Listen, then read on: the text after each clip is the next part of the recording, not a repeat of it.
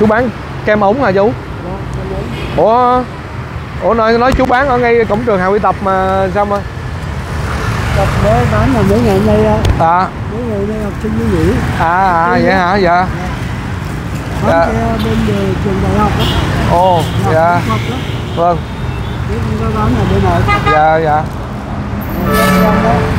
Em nó ra thì nó mua mình bán. Kem ống là chú làm ở nhà hay sao? Kính chào quý vị khán giả. Đây mình sau một cái lời giới thiệu của một khán giả thì mình tranh thủ chạy ra ngay chỗ phía trước trường Hà Huy Tập. Có một cái nhân vật rất là phù hợp với tiếng Rao, đó là chú bán kem. Mà mấy mình cũng không biết chú nhiêu tuổi nữa, chạy ra mà chú vừa đi, xong mình chạy lên rồi thấy chú vừa đi ngang qua khỏi ngã ba. Đây là cái cổng hướng bắc của lăng Tả Quân Lê Văn Duyệt. Chú bán mấy loại kem chú? Có 2 loại. 2 loại. Có đậu đen hả? Đậu đỏ. Có đậu đen. Cái này đậu đen với đậu xanh hả? Dạ, dạ. Dạ. Cái này chú làm ở nhà? Dạ. Ồ. Rồi chú cho con một cây. Một cây thì chú bán nhiêu chú? 10.000. Ồ, cây 10.000. Cái này là đậu xanh. Đó, cái đậu xanh. Nhưng mà giờ ăn đậu xanh ăn hết cái này sao ăn nổi cái nữa? Đen. Đậu đen hả? Thôi cho con đậu đen đi. Như đậu đen còn nhiều hơn đậu xanh ha. Ồ, cái xe chú dễ thương quá. Ồ, ai đóng cho chú cái xe này vậy? Dạ. Ai đóng cho chú cái xe này mà đẹp vậy? Cái thùng này nè. Dạ. Ở nhà thằng nhỏ nó làm mộc. Nó nhỏ làm mộc thì nó đóng cho. Dạ. Ăn có hột đậu luôn nè, ngon quá trời nè.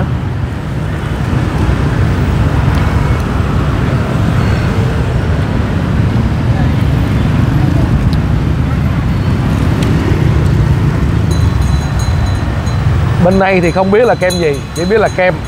Nó rớt cái chữ ống này. Nó rớt cái chữ ống.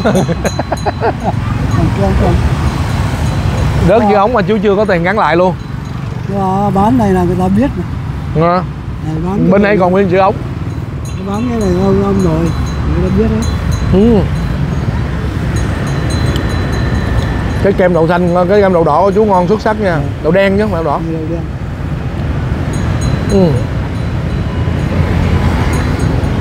Chú làm ở nhà mà giờ nào chú làm? Thường chú làm giờ nào? Thời gian trước thì đối với này làm ở nhà thì có làm. Dạ. Nhưng mà về sau này qua cái dịch á. Dạ. Thì là phải đi lấy lại của người khác. Lý do là ở nhà là nó chặt quá. Cái này nó làm thủ công. Nếu mà làm thủ công nó phải có một khu đất rộng. Tại vì cái nước muối á nó ra nó ảnh hưởng cho những cái nhà bên cạnh. Vậy ra mình phải là thôi. Bây giờ đi lấy rồi. Trước có làm. Đó là hồi xưa là chú làm. Nhưng bây giờ là chú không có làm mà chú đi lấy. Sau cái dịch. Sau dịch là chú không làm nữa. Nhưng mà cái lò này người ta làm cả mấy chục năm rồi. Dạ, cái lò là mấy chục năm rồi. Bây giờ ít người có bán kem này không? Anh thấy không? Ít người có. Ít người ăn kem ống này lắm. Cũng có mà nó cái loại kem của Thủ Đức khác. Ở miền Tây thì còn thấy. Ở miền Tây có. Con kem này ngon quá. Hay là ngoài Vũng Tàu á có bán kem này. Cái kem này so với chú làm cái nào ngon hơn? Dạ mình làm thì nó ngon hơn. Nhưng mà con ăn con đã thấy ngon rồi mà chú làm ngon hơn nữa. Tại vì cái mình làm thì cái chất lượng của mình nữa.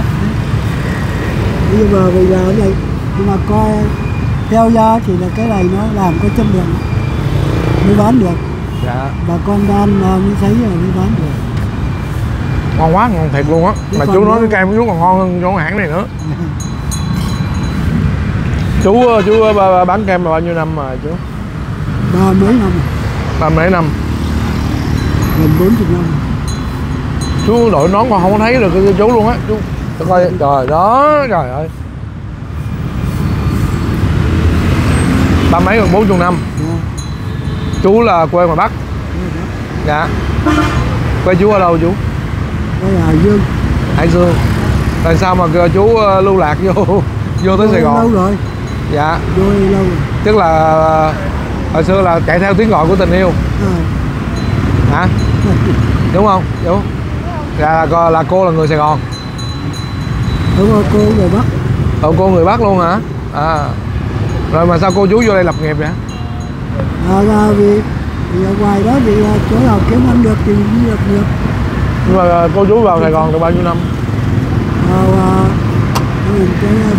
Mình năm tư rồi. Vào từ năm 1954. Mà chú bán kem từ năm nào? Sau giải phóng. Sau 75. Oh. Vậy là 40 mấy năm như vậy thì... 40 mấy năm nhưng mà trước còn đi làm hợp tác xã. Hợp tác xã. Một thời gian rồi chú mới ra để chú bán. Chú có nhớ chính xác là năm nào chú ra chú bán này không? Tám mấy? Không nhớ rồi. 89. Năm 1989, vậy là 34 năm. 35 năm. Ồ. Vì tôi nhớ là thầy ông bác rồi á, ông mới chết năm 1989. Dạ. Ở dưới quê á, trong thời gian tôi đang đi bán kem.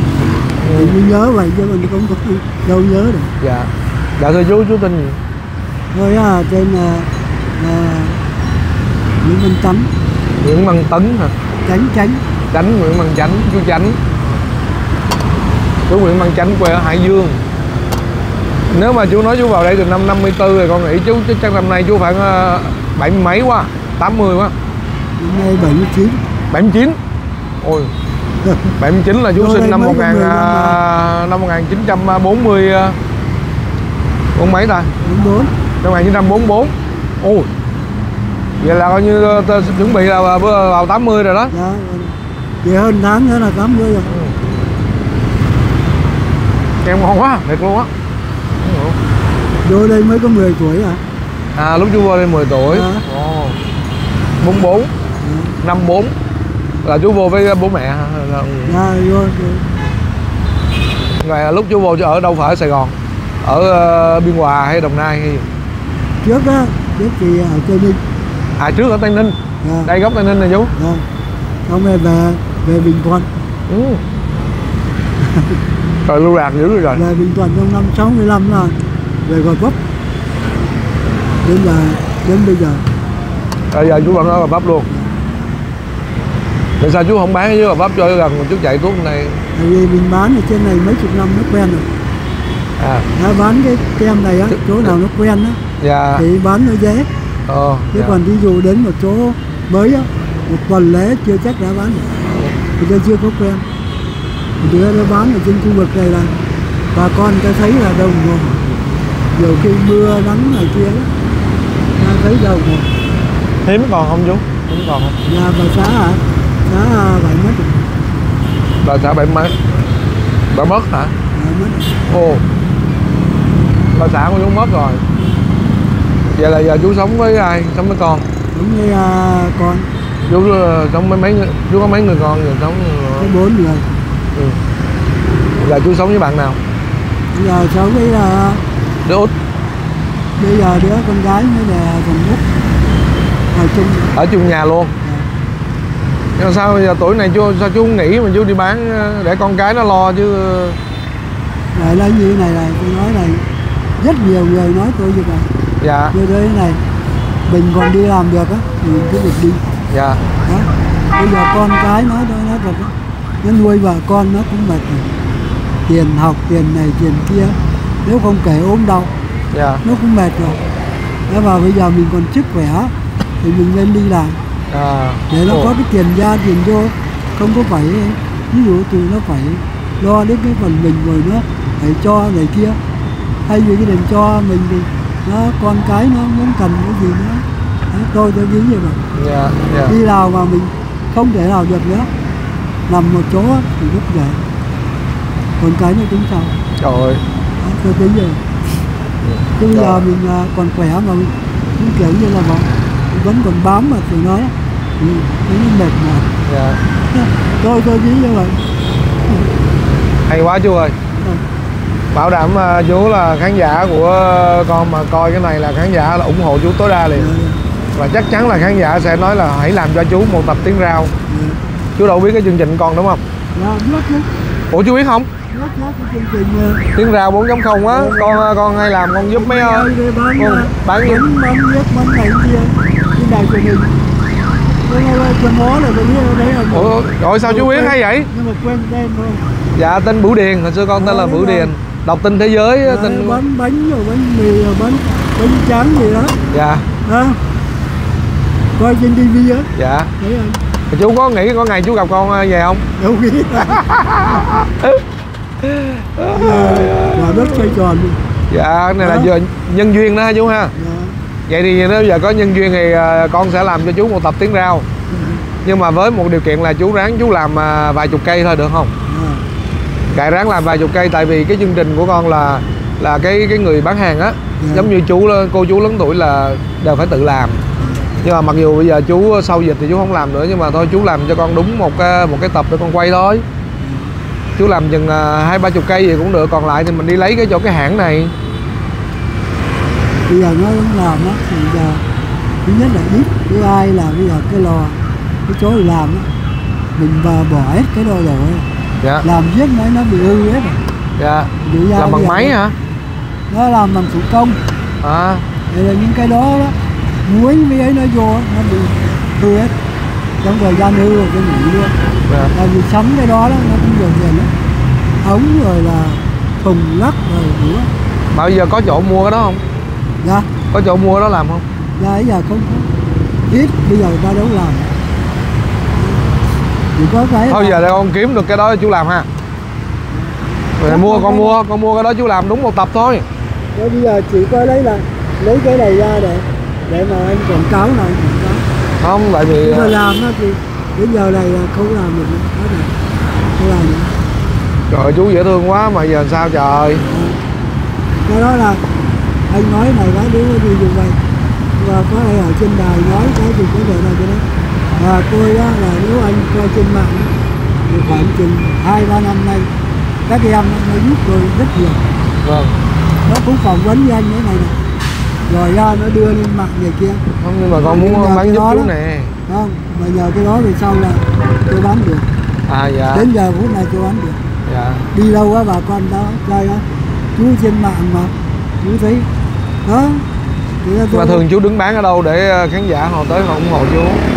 Tôi nếu mà bây giờ chiều á thì cái từ 4 giờ đến 5 giờ là ở trường Hà Huy Tập. Tôi bán lại cho đại học mỹ thuật. Ồ. Có cách nào không ta? Chú nghĩ cách mình làm chừng một ít thôi cho người ta thấy. Là tôi nói là bây giờ cái vấn đề đồ làm nó phức tạp đó. Nó bị lưu làm hết rồi không có làm. Một cái là anh cứ quảng cáo, ví dụ vậy, anh cứ quảng cáo theo cái. Không phải con chú, ý là con đang giới thiệu cái nghề của chú á. Nên là nếu mà làm giới thiệu được cái đó nó mới hay. Nè bây giờ người ta cũng bỏ rồi. Không, nhưng mà nó quý chú. Nó làm bằng máy, bằng móc này kia rồi. Không, mình vẫn là bây giờ có gì con dắt chú đi chợ kiếm mua đồ về làm một ít rồi xong cái mình còn lại mình lấy mình ra lấy ngoài ngoài hãng kem mình đi bán. Rồi một buổi con bán cho chú đúng 1 tiếng đồng hồ thôi. Kiếm chú mình kiếm chừng vài chục triệu. Không, người ta mua người ta tặng chú đó người ta. Biết rồi, tôi biết. Tại vì tôi biết là trên cái chương trình đó đúng. Dạ. Có giúp bao nhiêu lời tôi biết. Tại vì tôi coi truyền hình cái chương trình của anh tôi biết. Rồi tiếc quá làm sao ta. Thế cái là bây giờ ví dụ tôi bán hỏi tập ví dụ vậy thì trong cái thời gian đó đánh quảng cáo chúng người ta biết. Dạ thì chắc chắn là giờ khán giả coi là khán giả biết rồi đó. Chứ còn mà làm bây giờ thì thực tế không làm được. Ồ, sức chú không làm nổi. Lại máy móc chú nói máy móc hư hết trơn. Trời ơi buồn vậy. Cái thời gian nghỉ là kiểu như bán dây chai á. Bán hết mấy đó bán dây chai luôn. Muối vào nó mục lắm. Rồi mà nói chú nói gì dễ thương quá. Hôm nay tôi gặp đây chứ. Đó là tôi đi vòng qua bên Miếu Nổi á, ở khu vực đó. Tôi vực Miếu Nổi cũng bán mấy chục năm rồi. Nó đi đâu là ra quen rồi. Chú có số điện thoại không? Sao con cho người ta số điện thoại có gì mọi người tại vì cái chú thì chú không có làm, thành ra là cái chương trình tiếng Rao mà mình là các cô chú phải tức là phải làm chế biến thì để mình tôn vinh cái nghề đó. Thì chú có điện thoại không? Chú cho số điện thoại cái tôi nói là cái điện thoại nó có một cái phức tạp cho tôi như thế này không? Sao làm phiền? Năm trước tôi có xài điện thoại, sau khi mà đi bán ấy, nhiều người ta nói thôi bây giờ rất nói là nếu mình bán thôi hay là có khi đang bán 10 triệu mà dưới ra còn có kêu cũng đi bán cho tôi những cây xuống, nhiều khi á có nhà ăn có nhà mua được cây những người đó người ta chơi nhất là đi chơi người ta phá là phá chú sao trời ơi đến người ta lắc chuông ta đứng từng tiếng hồ không nghe ai thì phải đi như dã man từ vậy. bây giờ đi tôi không xài điện thoại. Bây giờ bao nhiêu người gặp tôi ngoài đường mà ủa vậy sao Hào biết chú đứng đây không, tại vì tôi bán ở đâu là biết khung giờ thôi. Tiếng giờ là chú đạp sao qua Sa Linh giờ Bà Chiểu, còn khung giờ là 4 giờ tới 5 giờ là chú đứng trước Đồng Mỹ Thuật. Vậy thì quý bà con cô bác nào mình muốn giúp chú thì có ra đó ủng hộ rồi lì xì cho chú thêm, chú đỉnh là chú vui rồi. Tại vì chú nói là cái lần từ lúc tôi bỏ cái điện thoại luôn là vì bị người ta phá rồi người ta ghẹo chú, gọi xuống cuối cùng xuống không mua, giống như là giờ mình gọi là bom hàng đó. Đó. Còn đó là chú bị bom hàng dã man vậy luôn thì không hiểu nổi. Nhiều khi tới nhà rất đông, cái người này hỏi người kia có ăn không? Không. Người này không. Trời ơi tàn nhẫn như vậy. Mua tôi bán cho tôi cây rồi chứ làm tiền nhé. Tôi lần sau là tôi không có tới. Tôi nói thẳng rồi. Lần sau có kêu điện thoại có nhắn tôi gặp đâu thì mua. Tại chú bây giờ xong là chú ghét quá chú bỏ xài điện thoại luôn. Rồi khi anh thấy đi đường á, giờ cái phức tạp như này, giờ khi mình đi bán này, chúng ta đứng ra ngoài đường, nhiều khi có nhiều người bắt, mượn điện thoại để kêu về nhà, nó giật cái cháu, rồi ảnh hưởng tới cả mình nữa, nói mình đổ thôi, rồi thôi, không có xài, bây giờ thôi. Đó quý vị ha, dạ thân mến, hôm nay thì mình cũng qua cái lời bạn trợ lý của mình là mình cũng tranh thủ quay giới thiệu chú với tính mời chú tham gia tiếng Rao, mà cuối cùng thì chú không tham gia được tại vì chú không có còn làm kem được nữa. Đó là chú Chánh mà nghe chú tâm sự, trời ơi, thứ nhất là cái tinh thần của chú là rất là lạc quan, mà chú không có muốn sống dựa vào con cái, còn sức lao động là cứ phải đi làm. Một cái câu nói mà mình nghĩ là chắc tất cả các thế hệ và đặc biệt là thế hệ trẻ phải suy nghĩ. Cái thứ hai nữa là chú là không xài điện thoại là vì cái lý do mà chú mới chia sẻ luôn là bị chọc ghẹo rồi không mua, rồi nói chung là tàn nhẫn quá.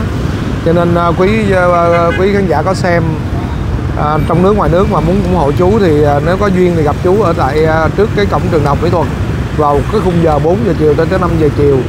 Còn bây giờ là chú chạy đi ra chú đi bán vòng phía sau chợ Bà Chiểu. Còn hôm nay chú 79 bước sang năm, chỉ còn ít ngày nữa là chú bước sang 80 rồi.